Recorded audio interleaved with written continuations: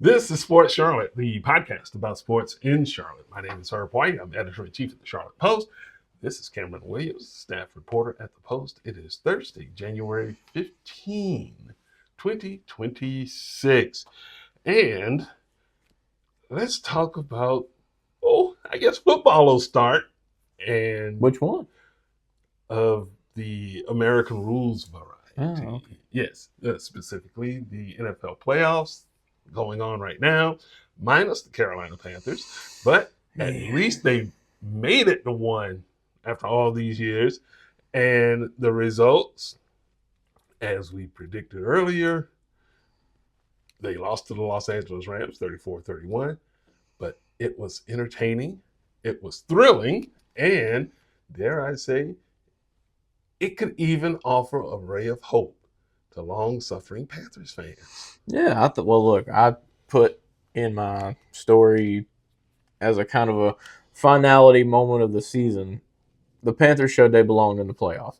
No matter their record, they competed with a team that, quite frankly, I think could even win this week against the Bears, and that is the LA Rams. The Rams have a really good offense, and the Panthers' defense at times, except for the last drive, primarily, they look really good at times. Yeah, the Rams had a few drops here and there, but overall, I thought the Panthers really showed out for the city. That place was all kinds of buzzing. It was really electric inside Bank of America Stadium.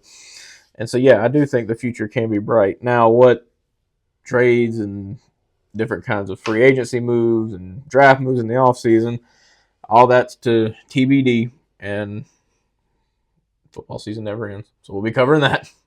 True.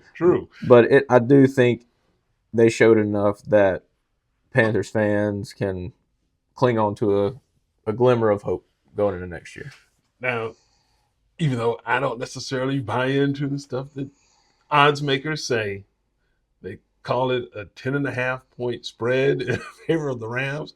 And I'm thinking to myself, wait a second, something is amiss here. This is the NFL. That type of point spread in the professional ranks smacks of total disrespect. And well, it's an on paper thing. It's strictly an on paper thing because when you look at the records, when you look at how explosive LA's offense is, and when you look at the holes that the Panthers' defense, at least over the course of the season, have shown, if I would have had to put a line on it, I'd have probably said 8.5. But again, even if I would have made that line, I would personally still feel like the Panthers would have covered even that. They did. 3-point loss. 10.5 might have been a little much, but on paper, when you put these two teams side by side and apples to apples them, it's just not close. But again, your point does remain. It is the NFL, and crazy things happen all the time, and that's honestly why you can see, like, if when it comes to sports betting in college, you can have a lot of 20-point spreads that you can feel more comfortable about than taking a 8.5-point spread in the NFL. Yeah, because it's just pros are pros. Yeah, and that's why the NFL is the league in North America, because you can never tell, because the line between the best teams and the worst teams, that line isn't it's thin. Yeah, maybe unless you're talking about the 0-16 Detroit Lions. That thing was bad. Well, that was historically bad. But the point remains. You've had teams that were middling or a little less than middling jump up and take down the best teams of all time. I still go back to the undefeated New England Patriots losing to the Giants in the Super Bowl. Giants were massive underdogs. Yeah. And lo and behold, there you go. But the Panthers did do a lot of things that, frankly, I'm sure a lot of people did not expect. They hung in there on offense. They competed on defense. Bryce Young looked like a totally competent NFL quarterback. The moment was not too big for the players, and I thought that would be the thing that differentiated Carolina from the Rams. And Dave Canales, to his credit, had a pretty good, solid game plan in there. minus that final drive by the Rams. And I think that he has shown sufficient growth. I think that is the most important ingredient for the Panthers, even more important than Bryce Young having grown up, at least as a player. Yeah. Only thing that I was disgruntled, if you want to call it that, with Canales is he wanted to blame his coverage in that final possession due to the fact that J.C. Horn wasn't available. That wasn't the reason why. No matter how much he wants to say that, they had gone. If you looked at games where they've had a lead all year, they play that soft, it's not even really a prevent defense, but it's a mixture of cover threes and cover twos that give up underneath plays, but they were giving up underneath plays that were going for 10 to 15 yards. Mm-hmm. If you're giving up underneath plays, you need to at least have your zone pressed forward enough to where, yeah, you cover the flats and you got over top coverage, but give up that 5-yard margin. They were you got guys fanning back and you just wide open. They're the middle of the field didn't have anybody in it for 10 yards. And it's like, what are we doing? It was mind-boggling. And I even looked at you and I told you, I was like, they're going to play that vanilla defense and boop, boop, boop, 6-7 plays later and it's a score. It's like, oh. Of course, it would also help if you got some pass rush in there. But they weren't even mixing that in. That's the point. Because J.C. Horn couldn't play, so they had to switch it to more coverage instead of man press. And I'm just like, nah, y'all did that all year. Yeah, and to me, that points out some of the changes that need to be made with this roster going forward. And you need more pass rush. So whether you can acquire that in free agency or you draft some pass rushers, I think that would be good. I think that they do have some good young talent at linebacker in this 3-4 who can be really good pass rushers with some seasoning. But that, to me, is a need area. Another need area is going to be offensive line because with Ike Ekwonu out for 6 to 12 months with the knee surgery, you need a left tackle. And I don't know if you want to draft somebody to plug in there as opposed to trying to find an experienced person that you can plug in via free agency. That's another important position that needs to be addressed. I think also center is going to need some addressing as well. I think with the guards that are on hand, you're fairly well set there. I think that you can never have enough depth. So that's always going to be an issue. And depth and health, because that offensive line during the season, it was a revolving door. It needed to have its own mascot, a turnstile, because people are coming and going. Yeah. And I think that is the other point of emphasis going into the offseason. Playmakers, they have plenty on the outside with Teteroa McMillan, Jalen Coker, who I think is, he has the earmarks of a really solid number 2. He's a clutch dude. And I think that his arrival later in the season from injury rejuvenated that offense. Running back, Rico Dowdle is as good as out the door. Yeah. And he's pretty much said as much. He wants to be able to go to a team that will allow him to have more touches so he can be more effective. He's a 1,000-yard rusher. I say, why not? And obviously the Panthers aren't going to pay him like they're paying Chuba Hubbard. So he's gone. If Jonathan Brooks is recovered from knee surgery sufficiently, you might be able to plug him in and make him that number 2 back. Etienne is another possibility. But that is not so much an issue of major concern, I think. As offensive line, defense, the line, and linebacker, I think that might be your biggest area of concern on that side of the ball. Yeah, I've said it for a few seasons that the line could use some depth. or quite frankly, both, but offensive line more specifically. I think it needs some depth. Maybe get some edge rushers. Linebacker, yes. I know Rosenblum, he's really coming to his own at linebacker, but I think, And he's out of contract too. yeah. So there's a lot of question marks, and there's going to be that. I mean, that's every team going into the offseason in the NFL. But I think they've got enough depth at linebacker. Now, is it healthy depth is my question. How is Brooks going to look coming back from injury? And he kind of alluded to that, but can Chuba get back to the Chuba of like 2 years ago, where we were like, okay, now he's a bona fide one in the NFL? Yeah, where he actually earned himself a big payday. Yeah, he did. And so I think the injuries slowed him down this year. And so that's not necessarily his fault. The offensive line, like I said, it was a turnstile, and that's not his fault. But ultimately, football is a results-driven game. And the result was he didn't have a very good season. So you need to be able to put some things in place to where he can stay healthy and thrive with this offense. So, how that looks, I'm not exactly sure, but I think that the upgrades, at least to get from meh to a serious playoff contender and ultimately a title contender, though they're closer to that now than they've been in the last 7 or 8 years. And they also have committed to Bryce Young for a 5th season. So his development is going to be a big element to all of this because he had a career year in terms of touchdowns, yards passing, completion percentage, on and on. He had a good season, even though the offensive line was kind of sketchy at times.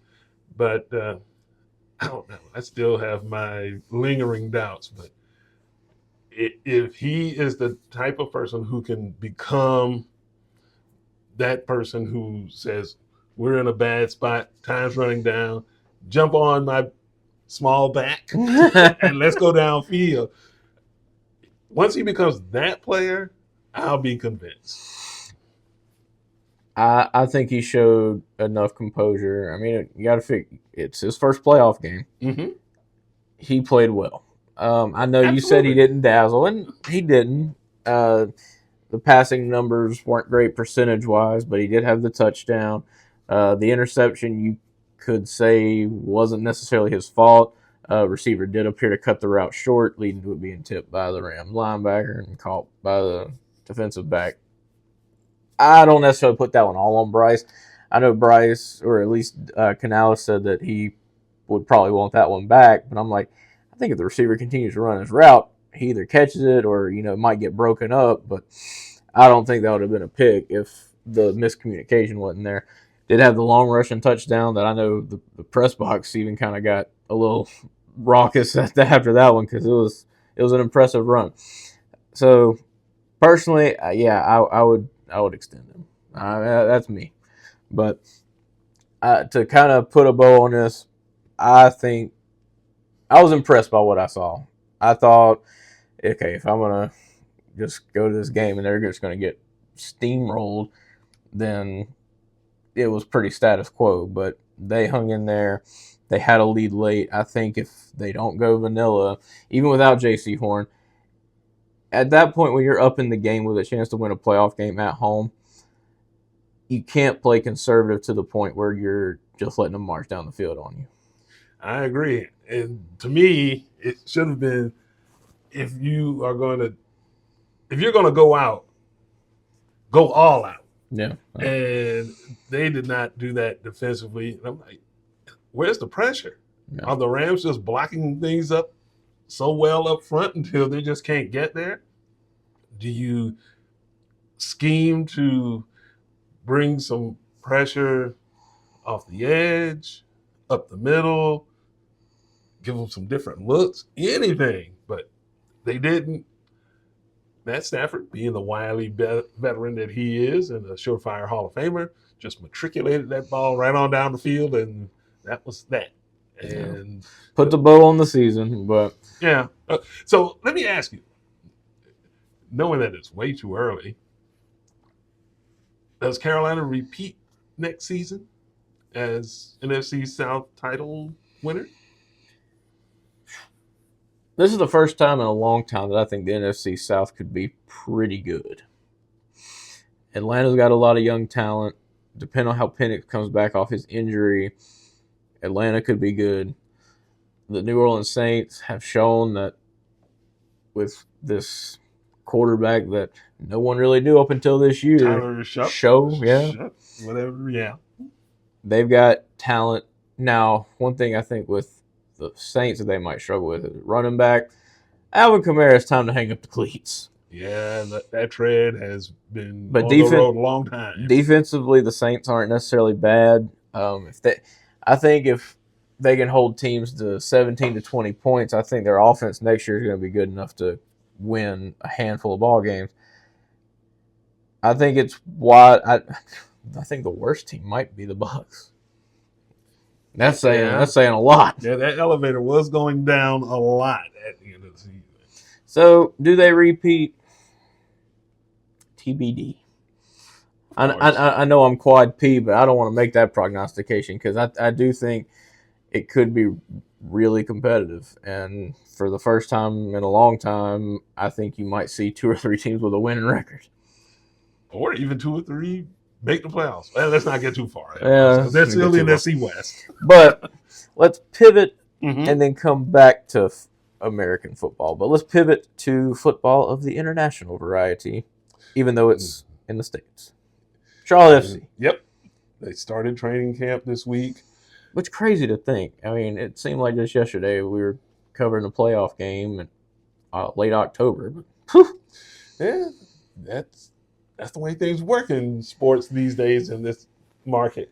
And I think the main thing with Charlotte FC going into the season, which is the last one that MLS is playing with its traditional setup before adopting the European model, which gets underway late in the fall and rolls right into spring.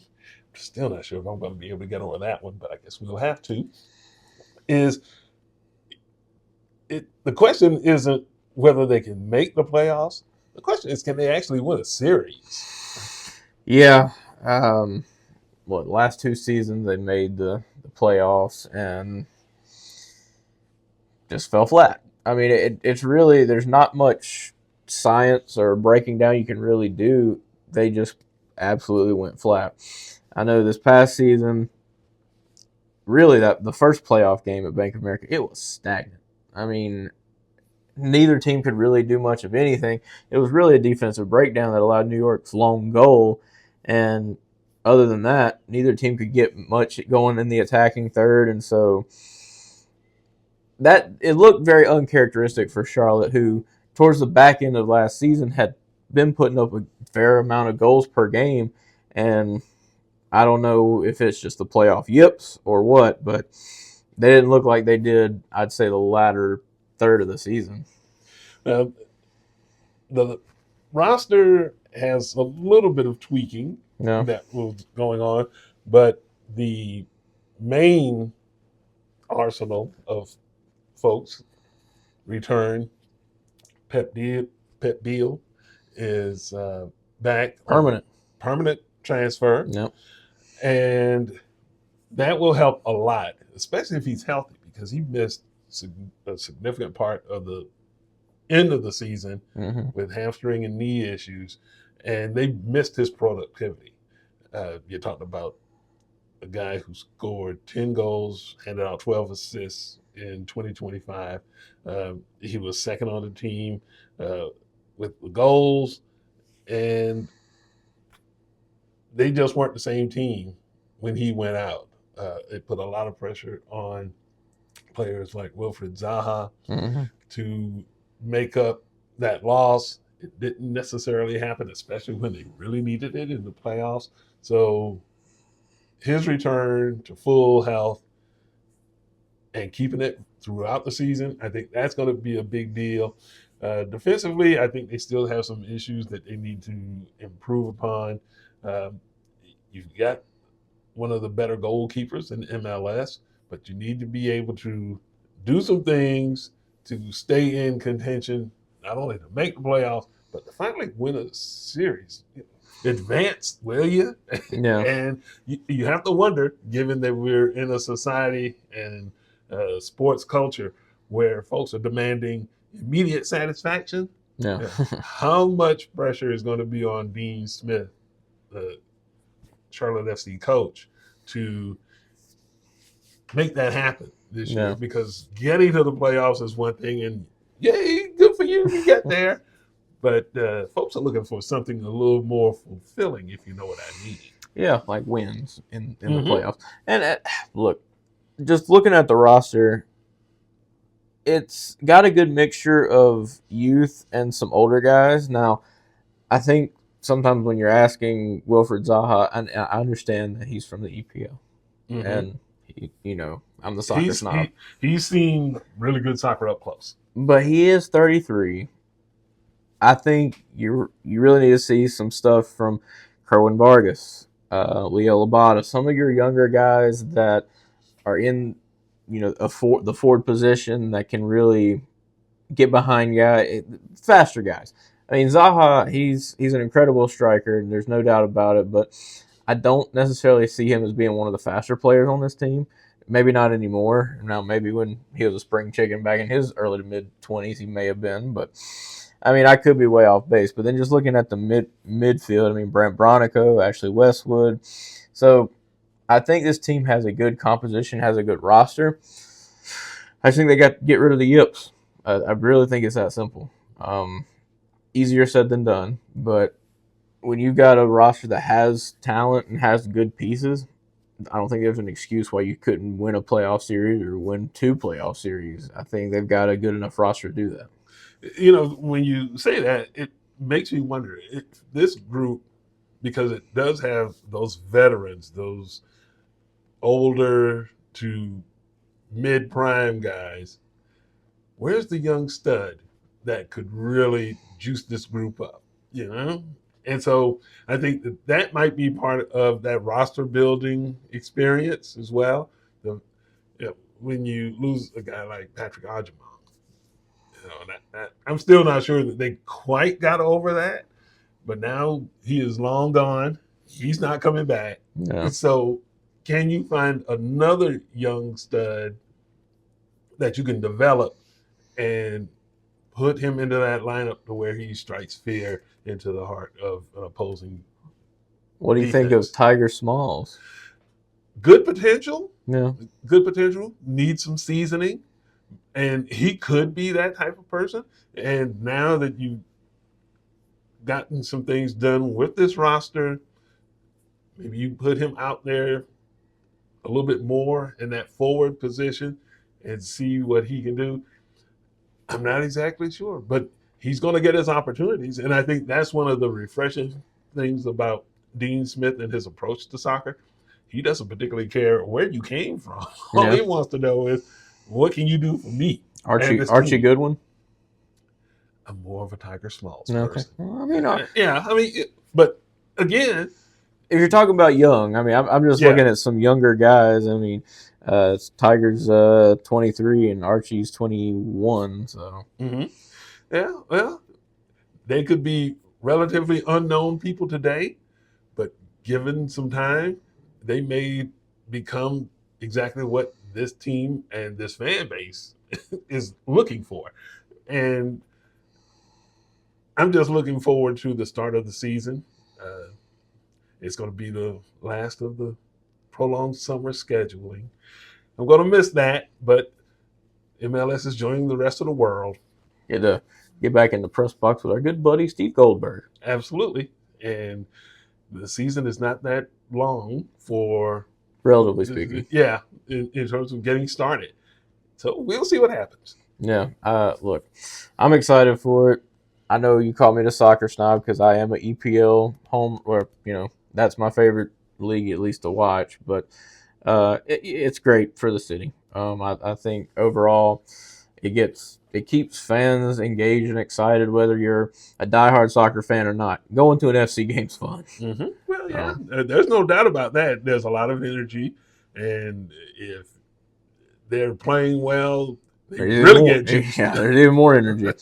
But we can put a bow on that as we pivot back to football. Not necessarily in Charlotte, but give us a couple little picks, props, and parlays about the playoffs, divisional round this weekend. But before I do that, I want to give you a little trivia, a little trivia test. What is the largest spread in the Super Bowl era? We were talking about spreads earlier and how a lot of times big spreads aren't covered and just different things like that. Can you guess what the largest spread was? No. Just take a shot in the wind. Oh, okay. I'll take Super Bowl III, Jets and Colts. Close. That's second. Okay. It was 1995. The 49ers were 18.5-point favorites over the Chargers, and they did cover. 49 to 26. Yeah, that was the Steve Young, John Taylor, Jerry Rice. You were close. That was the second largest spread. The Colts were 18-point favorites and got beat. Yeah.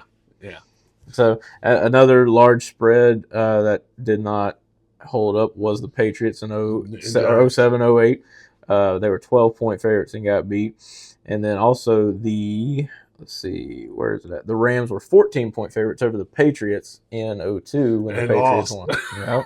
Yeah, so NFL, not for long. No, I mean, now the Patriots spread was the largest spread we've seen in a Super Bowl since. Panthers were 5-point favorites over the Broncos. Now the Steelers were 7-point favorites over the Cardinals in 09.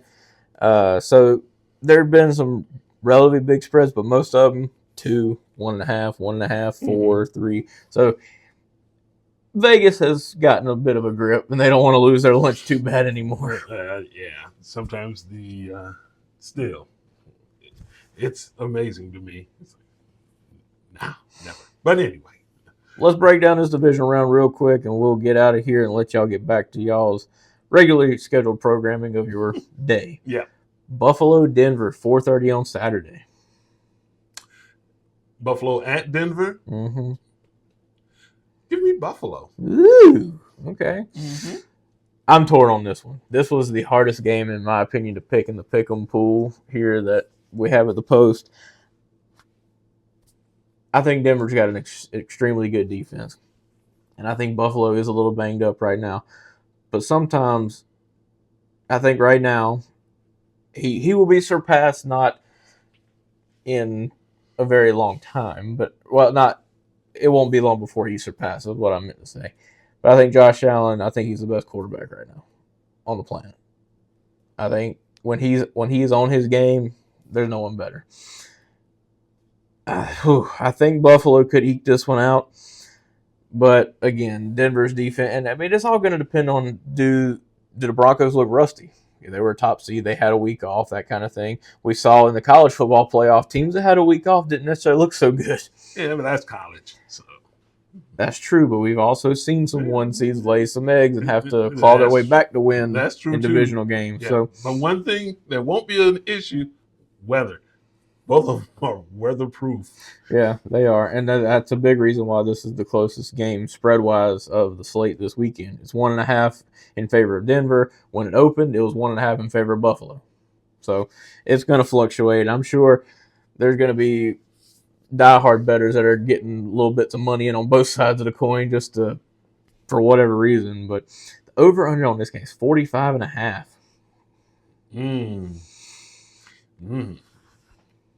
Under. Yeah, I'm leaning under there too because I think when Buffalo's defense plays to their capabilities, they can really stifle an offense like Denver that at times this year has struggled. But I'm going to go with Denver. You'll go with Buffalo just to keep the parity. Mm-hmm. Saturday, 8 o'clock. Ooh, I like this one. Even without George Kittle, it's a divisional game. Seahawks in San Francisco. Woo. Seahawks. I'm picking the Seahawks to win. This is the largest spread of the weekend. Seahawks are favored by 7. But look, Kyle Shanahan's Kyle Shanahan. Yeah, He's a good coach. absolutely. And Mike McDonald is a good coach too. He is. And I'll that game say is in Seattle, right? it's in Seattle. It's going to be raucous. They are long gone from the 12th man that they had back when the Legion of Boom was there. It's still going to be raucous. It'll be good. And look, full disclosure, I think the Seahawks will win. I'm just saying I think San Francisco can keep this close. They're 7-2 on the road this year. Even without George Kittle, they play without Kittle a lot this year already because he's on the backside of his career. He is injury prone left and right. It seems like he's one of the more injury prone players in the league right now. But I think Seattle wins. All right, moving to the Sunday slate, the 3:00 game. Houston and New England. I know I've heard your opinions on this one already, but tell our listeners. I think Houston's going to win this game. No. What'd you say? They were going to beat some tail, was what you told me. I didn't say that. Yeah, you did. I didn't say they're going to beat some tail. Or whip their fannies or something like that. No. I still say that Houston defensively is in another league. And all they have to do is stay clean on offense, and they will take care of business. Now, Mike Vrabel is a candidate for Coach of the Year, and I think maybe he should even win it. Drake May will probably finish second in the MVP voting. But it's a team game. I like Houston. I like the Pats. I mean, look. Shout out to Myers Park, but no. I like the Pats, and no offense to Houston. Their defense is that and then some. The Steelers aren't exactly a good measuring stick of where you are. Well, that's true, too. An offense like New England, where they've got multiple backs that can hurt you. Drake can do so many things as a quarterback. He can run. He can also create throws on the run. He is like the next up-and-coming Josh Allen with what he can do. Might not have the stature or quite the weight of Josh Allen, but as far as what he can do with the football, he's really, really impressive. It's good stuff. I've got the Patriots by 7. I think they're going to win by a touchdown. We're touchdown and an extra point. Mm-hmm. Last game of the weekend. The Panther defeating LA Rams versus the comeback kings, the Chicago Bears. Rams. Yeah, I got Rams in this one too even though they're by 5 to cold. 6. Oh yeah, it's gonna be cold, but I think the Rams. I don't think you'll see some of the uncharacteristic things that we saw when they played the Panthers. Puka dropping 2 balls in the same game, that befuddled me. Truly. Devontae Adams even dropped a pass. That doesn't happen, and I don't think it's going to happen against Chicago. Chicago's defense has been susceptible. I mean, look, they were down 21-3 against Green Bay and had to storm back. Impressive as it was, I don't think if you spot the Rams 17 to 18 points, it's going to be quite the same story. Yeah. I think that is really what it's all going to come down to. If the Rams get off to a good start and the Bears stumble, that's it. So it's looking like NFC West clash in the NFC title game between the Rams and the Seahawks based on what we're saying, because we agreed on those. Mm-hmm. But my projections is Denver and the Patriots, and yours was Houston and the Buffalo. Mm-hmm. Both of those could make for compelling games. Well, it's the best time of the year. They're all going to be compelling, no matter who's left. I mean, I think back in the Manning Brady days when they would meet for AFC titles, that would make kind of for a cool story with the Broncos and Patriots. But I digress. But all that to say, hope you enjoyed that little picks, props, parlays, and prognostication. Go to thecharlottepost.com. This is our website. Go to the top right corner where you see subscribe and donate. You can even check out our events calendar. We want you to subscribe because while the journalism that you consume is free online, it's not free to produce. So we would greatly appreciate it if you would subscribe, get the paper every week. We do our best due diligence to provide the best coverage on everything sports, which I know this audience is predominantly interested in, but also news, arts and entertainment, lifestyle, that kind of thing. So do us that favor and also subscribe to the sports newsletter. Comes out every Thursday, bright and early, by this guy, the one that doesn't sleep. And we would greatly appreciate that. And also get your podcasts on the Queen City Podcast Network, Spotify, SoundCloud, even watch our ugly mugs on YouTube. We would appreciate that too. So from everyone here at the office in beautiful Derrida, that's the EIC Herb White. I'm Cam Williams, the staff reporter. Thanks for watching and listening.